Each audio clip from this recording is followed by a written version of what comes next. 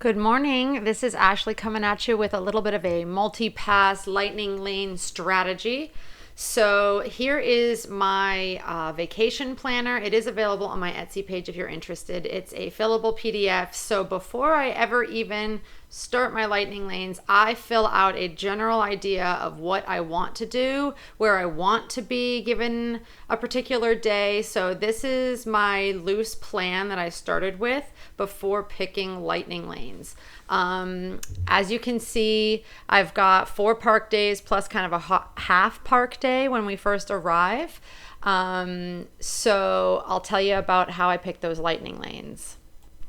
So one thing to note is that most of the parks, except for Animal Kingdom, are tiered ride systems. So you're going to have tier 1 and tier 2. So when you're picking multi-pass lightning lane options, it's important to know that for Hollywood Studios, Mickey and Minnie's Runaway Railway, Millennium Falcon, Rock and Roller Coaster, and Slinky Dog Dash are all tier 1. At first, you can only choose 1 tier 1 followed by 2 tier 2 experiences, which is everything else in the park, including the experiences. So Hollywood Studios is the most difficult park for me to get. Slinky Dog Dash is always kind of hard. So I went out of order and I skipped straight to my Hollywood Studios day first to try to get a good time for Slinky Dog Dash. I knew I wanted to ride Tower of Terror. That's also a good one that you can rope drop, but I figure, hey, that's a good one to do before lunch. And then Toy Story Midway Mania is the next one that I decided to go ahead and choose. So I didn't buy the Star Wars Rise of the Resistance in this pick. I went back and picked it later after speaking with my family, but I just went ahead and got the multi-pass for Hollywood Studios to start with because I wanted to lock in that Slinky Dog Dash. So the next park I was most concerned about was Animal Kingdom because I wanted to get Avatar Flight of Passage around lunch. So that's going to be on our first full park day on Monday. So I just hit the continue button, and the good thing about Animal Kingdom is that there's no tiers for the multi-pass experience, but you do have to purchase an individual Lightning Lane single pass per person for Avatar Flight of Passage. And this is a must-do ride for me, so I definitely wanted to buy this. So I went ahead and chose 3 rides for my multi-pass experience. I know I wanted to do Kilimanjaro Safaris later on in the evening, and then I wanted to do Avatar Flight of Passage close to Na'vi River Journey, right up close to lunchtime. So this is me just modifying and choosing times based on that. And of course, your dining reservations that you were already able to choose 30 days in advance are already set up in the app. So it'll show you that in your plans area. I know that we can rope drop Expedition Everest. Usually we can do it back to back twice first thing in the morning. So I'm not really too worried about that. Na'vi River Journey, Kilimanjaro Safaris, and of course, Avatar Flight of Passage are usually very busy. So those are the ones I focused on.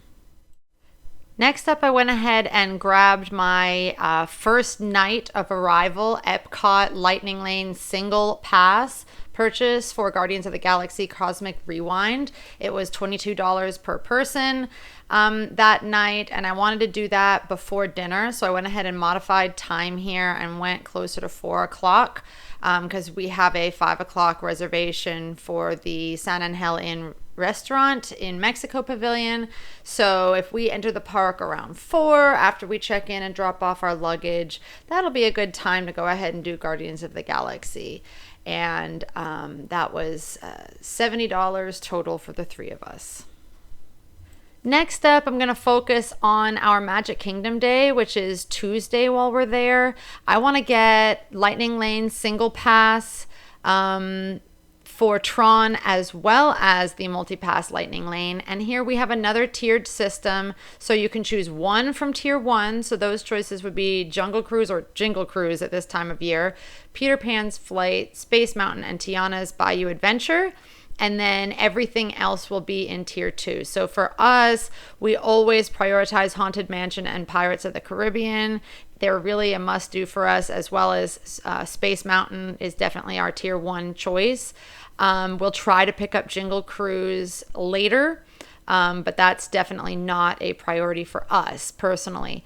Normally we would also choose Big Thunder Mountain, but it is under construction right now. It should open up sometime early in 2026. But Tron is not going to be available during the nighttime as a single pass lightning lane option, because it's going to be available only to party guests as a standby line only. So I definitely wanted to go ahead and make sure we could ride Tron. We might try it during the party at night because it's really beautiful at night, but we have ridden it several times at night, so it's not something that we're going to really miss out on if we don't grab it at night. I'm certainly not going to wait longer than 20-30 minutes for it in line. 30 would definitely be our max. I think 20 is more than fair for such a short ride. But trying to find times, I know we're going to go to Columbia Harbor House for an early lunch. So if we can grab Haunted Mansion around 11:05 is when I would be able to scan in at that time, 5 minutes early, and you can scan in up to 15 minutes late without a cast member intervening. So hopefully we can grab that just before lunch, grab an early lunch, and then head out of the park for a little break before our party night later on that day. The crowds should be relatively low too during a party day. So if you are not doing the party and you're thinking about what day to do Magic Kingdom, as long as you're okay with missing the fireworks, a party night for Mickey's Not So Scary and Mickey's Very Merry is a good option for you. And last but not least, we have Epcot that I'm going to work on. This is our full day at Epcot, not just our evening. I want to get a single Lightning Lane pass for Guardians of the Galaxy again, and I want to get multi-pass today. They are a tiered system. So in tier 1, you can choose from Frozen, Ever After, Remy's Ratatouille Adventure, or Test Track, and then you can choose 2 of anything else. Now, Soarin' for us is an absolute must. We are going to be having breakfast or brunch that morning, very lazy morning at Garden Grill with Chip and Dale and friends and Pluto. It's a really delicious breakfast, very affordable, one of the most affordable character dining experiences in my opinion. So here I'm choosing Test Track for my tier 1 because they just reopened after a pretty lengthy refurbishment, and we want to give it a try, even though it's not necessarily our favorite.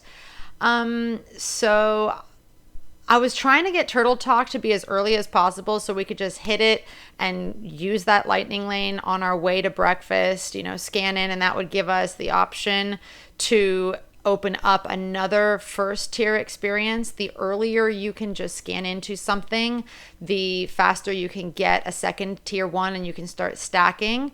But I wasn't able to make Turtle Talk work out. It was interacting with my dining reservation, so that's not a big deal. I faffed around with this just a little bit because it wasn't really letting me pick those earlier times until after my dining reservation. So I went ahead and removed that and picked something else in that area.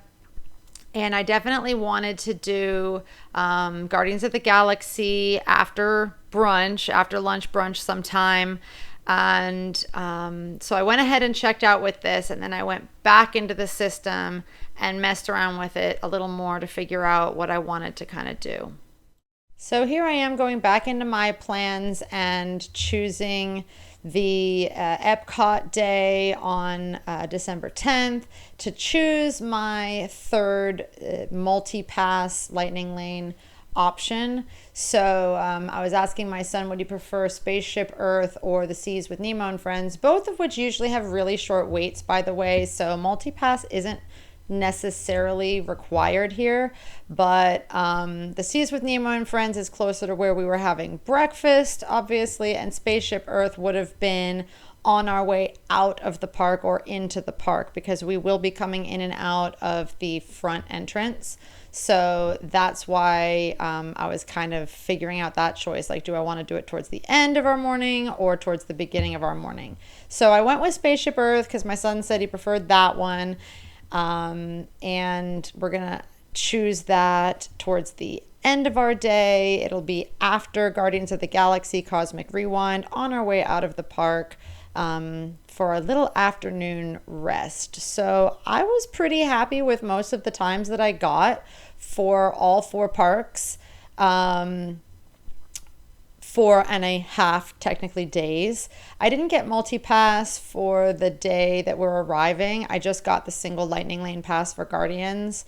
But here I am going back through in my plans and making sure that all my times are where I kind of want them. We're gonna be in Toy Story Land in Hollywood Studios for dinner that night. So I was trying to figure out, do I want Slinky Dog at night or do I want it in the morning? And usually we struggle to get it in the morning. So we're going to go ahead and head straight to Toy Story Land that day. And then we want to eat at Ronto Roasters. We are looking for a Ronto wrap. So we want to be in Star Wars before lunch. And that will be our last area of the park before we kind of leave for the afternoon before dinner.